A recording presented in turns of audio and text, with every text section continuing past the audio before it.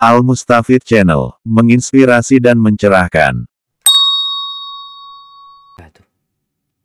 Alhamdulillah, segala puji bagi Allah, wassalatu wassalamu ala Rasulillah. Salawat dan salam semoga senantiasa tercurahkan untuk utusan Allah, Nabi kita Muhammad alaihi salatu wassalam, untuk keluarga beliau, istri-istri beliau, putra-putri beliau, dan untuk seluruh sahabat Nabi. Semoga Allah meridhai kita bersama mereka. Amma ba'd, ahibati fillah, kita nih akan mengkaji tentang rumah tangga yang terkadang dikorbankan gara-gara profesi, gara-gara karir yang hendak diukir, gara-gara pekerjaan. Karena tema kita bersama para dokter dan yang lainnya, Ana jadi ingat dengan curhatan seorang perempuan. Dia menikah dengan seorang dokter. Dia tinggal di Australia.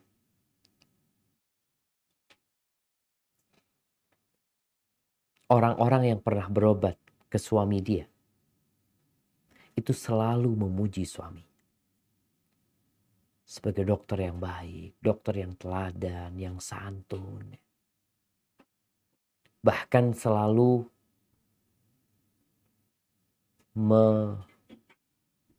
mengingatkan istrinya agar bersyukur kepada Allah karena mendapatkan suami yang baik hati. Sepertinya ada di antara mereka yang belum menikah berharap menjadi istri dokter tersebut. Atau yang sudah menikah ingin anaknya mendapatkan suami seperti dokter itu. Adapun sang istri, dia berharap menjadi pasien itu dokter. Karena dia merasakan apa yang tidak dirasakan oleh para pasien. Ada apa sebenarnya? Sejatinya seorang yang berprofesi sebagai dokter, ini kita bicara oknum tentunya, nggak semua dokter kayak gitu. Banyak dokter-dokter yang Masya Allah bersama pasiennya baik, bersama keluarganya juga baik. Seorang yang berprofesi sebagai dokter, dia telah belajar banyak bagaimana mengobati pasien. Bagaimana menjaga privasi pasien. Menumbuhkan optimisme di diri mereka. Dokter memiliki kode etik. Sehingga dia berkomunikasi baik dengan pasien, dengan keluarga pasien, dengan teman sejawat. Makanya dia dipandang sebagai dokter yang teladan oleh kawan-kawan sejawat dia. Namun sayangnya tidak sedikit yang gagal membangun komunikasi yang baik dengan pasangan hidupnya. Baik dia laki-laki atau wanita. Sebagian ada yang gagal menjadi suami. Sebagian gagal menjadi istri. Sebagian gagal menjadi bapak. Dan sebagian gagal menjadi ibu. Namun sukses menempuh karir. Tapi sebagian gagal untuk membangun surga di rumah. Ahibati fillah. Entah kenapa mereka sukses, mungkin karena belajar dan bekerja keras untuk meraih cita-citanya. Untuk mengukir karirnya. Dalam kehidupan rumah tangga yang menyebabkan sebagian gagal, sebagian tidak mendapatkan kebahagiaan di rumahnya. Iya, dia tetap mempertahankan rumah tangganya. Tapi sejatinya dia sudah aras-arasan dengan kehidupan. Akhirnya dia fokus menjadi mesin pencari uang. Ahibati fillah, kalau semua sibuk dengan pekerjaannya dan dengan profesinya, terus kenapa menikah? Untuk apa membangun rumah tangga? Agar tidak disebutkan jomblo? Sampai tua tidak menikah? Atau memang pernikahan itu tanpa niat yang baik? Tidak sedikit pemuda-pemudi yang menikah karena sudah berzina.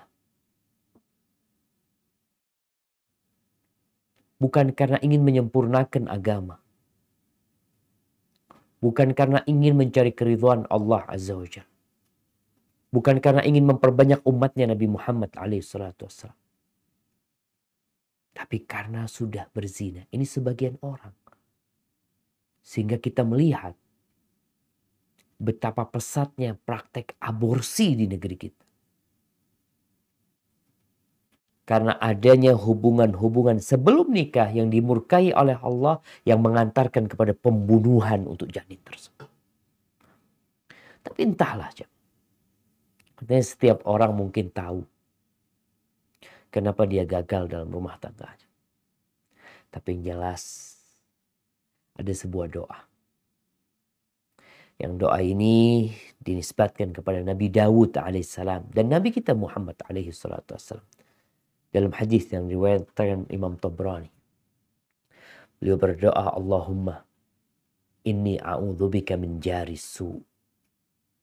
Ya Allah, aku berlindung kepadamu dari tetangga yang buruk.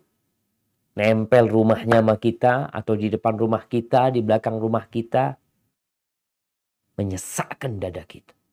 Tetangga yang buruk, berlindung kepada Allah. Wa min zaujin tushayyibuni qabla al-masyib, dan aku berlindung kepadamu dari pasangan hidup yang membuat rambutku beruban sebelum waktunya. Rambutnya beruban sebelum waktunya bukan karena pekerjaan, tapi karena pasangan hidup.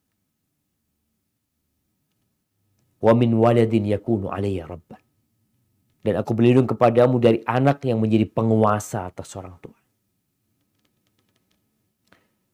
Wa min malin yakunu alayya adzaban, dan aku berlindung kepadamu dari harta yang menjadi azab.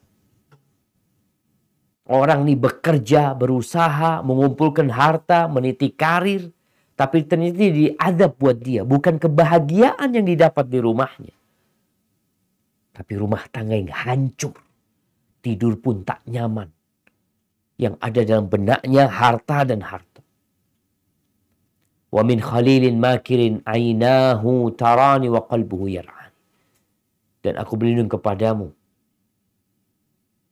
dari kawan yang pandai bermakar.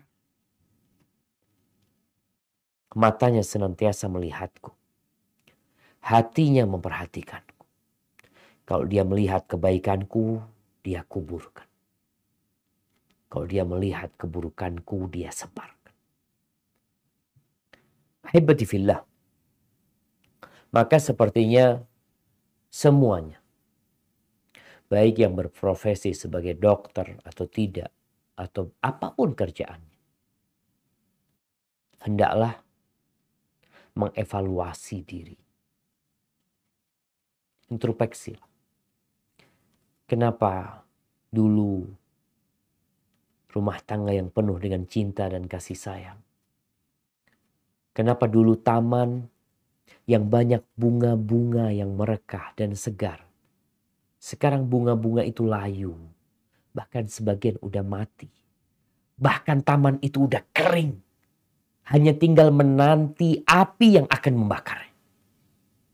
Kadangkala itu terjadi. Ada apa sebenarnya? Kita ini lebih sering menunjuk orang lain. Istri menunjuk suaminya, suamiku yang kayak gitu. Sang suami mengatakan istriku yang gak pandai menjadi istri.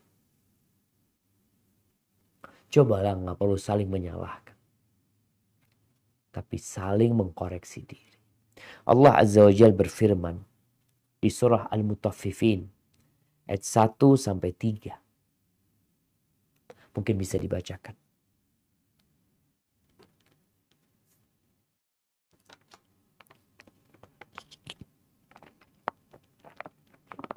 أعوذ بالله من الشيطان الرجيم بسم الله الرحمن الرحيم ويل للمطففين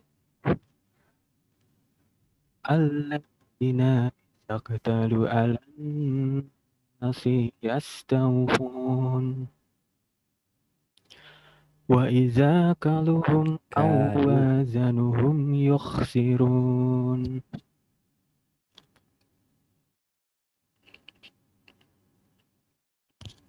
Celakalah bagi orang-orang yang curang dalam menakar dan menimbang, yaitu orang-orang yang apabila menerima takaran dari orang lain, mereka minta dicukupkan. Dan apabila mereka menakar atau menimbang untuk orang lain, mereka mengurangi. Nah, dan ini terjadi dalam kehidupan rumah tangga. Banyak suami yang selalu nuntut sama istrinya, engkau harus seperti ini, engkau harus seperti itu. Tapi dia tidak melaksanakan kewajibannya sendiri. Istri kadang-kala seperti itu. Menuntut suaminya harus A, B, C. Tapi dia sendiri tidak melaksanakan kewajibannya sebagai seorang istri.